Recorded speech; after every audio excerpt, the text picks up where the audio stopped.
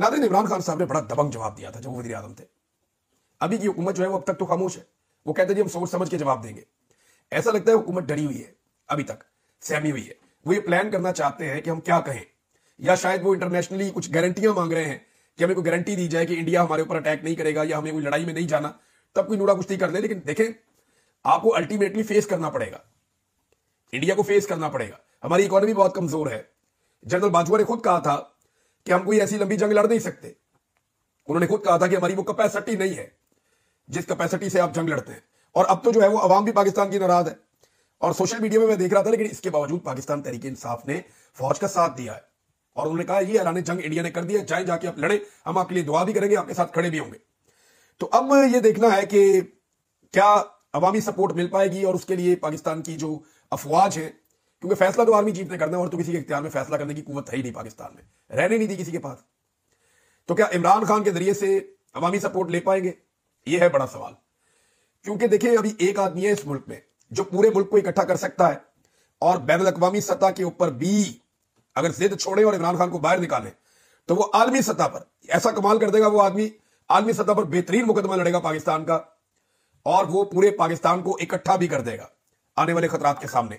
ये सब जानते हैं कि इमरान खान ये कर सकता है और किसी लीडर के बस की ये बात नहीं है। चाहे आप दोबारा नवाज शरीफ को लंदन से बुला के लॉन्च कर दें, चाहे आप जो मर्जी कर लें, कोई नहीं कर सकता। ये काम इस वक्त सिर्फ इमरान खान कर सकता है और ये सारे लोग जानते हैं। इमरान खान साहब को अभी इस सिचुएशन का पता नहीं है, जब पता चलेगा वो इसके ऊपर स्टेटमेंट देंगे। लेकिन माजी के उनके स्टेटमेंट बहुत वायरल हो रहे हैं। जब इमरान खान साहब ने बहुत खुलकर टकाकर जवाब दिया था किसी भी हमले या किसी भी खतरे की सूरत में और पूरी दुनिया को हिला दिया था और अपने मौक़िफ़ को बड़ी मजबूती से पूरी दुनिया के सामने भी रखा था और दुनिया इमरान खान पे बिलीव करती थी। लेकिन आज क्या दुनिया हम पे बिलीव करती है, इसका आपको आने वाले दिनों में अभी पता चलेगा। नाजरीन, यहाँ पे इमरान खान साहब से मुलाकात ही नहीं दी जा रही लोगों की। आज भी मुलाकात के लिए दिए गए 6 नाम। मेरी अंडरस्टैंडिंग के मुताबिक 6 में से 2 लोग ऐसे हैं जिन्हें शायद मिलने दिया जाएगा और ये 2 वो लोग हैं जो इमरान खान साहब को मादनियात वाले बिल के ऊपर कायल करने की कोशिश करेंगे।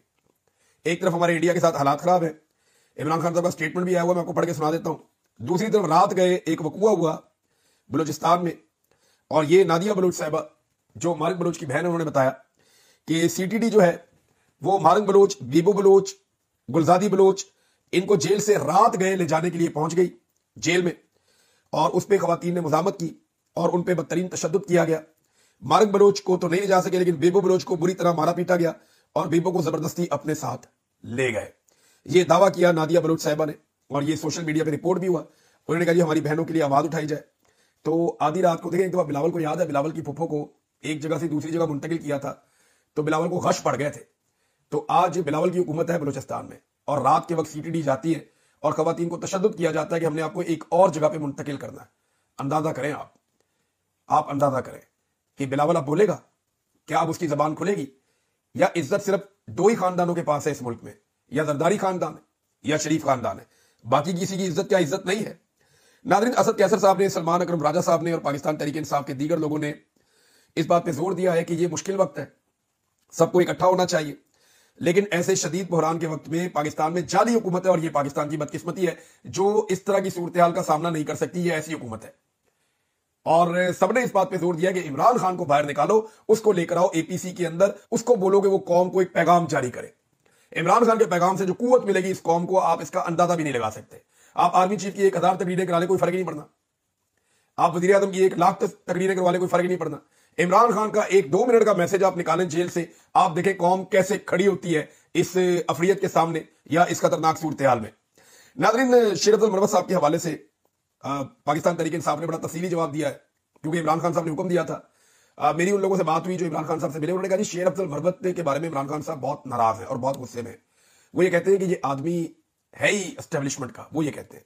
और वो ये कहते हैं इसको लॉन्च किया गया था, इमरान खान साहब ने ये कहा। मैं जिम्मेदारी के साथ आपको कह रहा हूं क्योंकि जो लोग मिलकर आए उन्होंने मैंने उन्हें कहा देखें यार वो मेरे पे इल्जाम लगाता है, तो मैंने उसके बारे में कोई बात की ना तो वो थोड़ा सा मुझे एहतियात करनी पड़ती है। तो उन्होंने कहा जी आपको हम हल्फन कह रहे हैं कि इमरान खान ने कहा कि ये बंदा लॉन्च किया गया था, ये हमारी पार्टी में भेजा गया था, वो अपने मिशन के ऊपर और वो जो कर रहा है वो डेलिबरेटली कर रहा है, ये गुस्सा नहीं है, ये बेवकूफी भी नहीं है, वो प्लानिंग के तहत कर रहा है, ये इमरान खान साहब ने कहा। फिर उन्होंने कहा इसको जवाब दो। तो फिर शेख वकास अकरम साहब ने जवाब दिया, अलीमा खान साहब के हवाले से भी, मुशरा बीबी साहबा के हवाले से भी।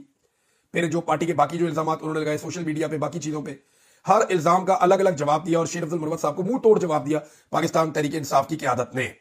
इमरान खान साहब का जो स्टेटमेंट है नाजरीन, उसकी इस वक्त इस सूरत हाल में उतनी रेलिवेंसी नहीं है, लेकिन खान साहब ने 26वीं आईनी तरमीम के हवाले से बात की है कि जो तहफ़्फ़ुज़ात थे वो दुरुस्त साबित हुए हैं, निज़ाम इंसाफ मुकम्मल तौर पर मफलूज हो गया है और मुल्क में सरमायाकारी इसलिए नहीं है कि लाकानूनियत है। और साथ ही उन्होंने कहा कि एक जामे प्रेस कॉन्फ्रेंस करे कानूनी कमेटी और पार्लियामेंट में मौजूद सीनियर वकला। फिर उन्होंने कहा कि 26वीं आईनी तरमीम के हवाले से हमारे कच्चात कैसे दुरुस्त हुए, अवाम को बताएं इसके बारे में। फिर सलमान अकरम राजा को कहा कि जो ज्यादतियां हैं इसके बारे में चीफ जस्टिस ऑफ पाकिस्तान को एक मुफस्सल खत लिखें और जो चीजें हमारे साथ हो रही हैं उनके बारे में चीफ जस्टिस को बताएं। फिर 9 मई के ऊपर इमरान खान साहब ने बात की कि सीसीटीवी फुटेज निकालें, दूध का दूध और पानी का पानी करें। इसके बाद इमरान खान साहब ने कहा तमाम इदारों को तबाह कर दिया गया है, अदलिया, पार्लियामेंट, पुलिस, FIA समेत तमाम इदारे अपनी अफादियत खो चुके हैं। दहशतगर्दी पे इमरान खान साहब ने बात की कि कैसे ये अफियत बढ़ा है और किस तरह मुल्क का नुकसान हुआ है। और उन्होंने कहा मैं माइंस एंड मिनरल बिल पर वादे कर चुका हूं कि जब तक अली अमीन गंडापुर सियासी रुफका और खैबर पख्तूनख्वा की क़यादत मुफस्सल ब्रीफिंग नहीं देते, इस पर हरगिज कोई पेशरफ्त नहीं होगी। ये भी इमरान खान साहब ने क्लियर कर दिया। और फिर दहशतगर्दी, अफगान मुहाजिरीन का मामला, तो सारी चीजें इमरान खान साहब ने उठाई है नाजरीन। इस व्लॉग को यहां तक रोक लेते हैं। अब देखना यह है कि यह हुकूमत क्या होश के नाखून लेती है, अकल करती है, कौम को इस मौके पर इकट्ठा करती है, या सिर्फ आज भी ये देखेंगे कि हमारी जिद, हमारी अना, हमारा जाती मफाद, हमारा जाती कारोबार, ये चीजें तरक्की करनी चाहिए। अवाम जाए भाड़ में, मुल्क के साथ जो होता है हो जाए, हमें किसी बात की कोई परवाह नहीं है। मेरे ख्याल में ये मुल्क को इकट्ठा करने का मौका है और ये मौका इस हुकूमत के पास है, इस एस्टेब्लिशमेंट के पास है। अब तक इतनी अपना ख्याल रखिए, अपने चैनल का भी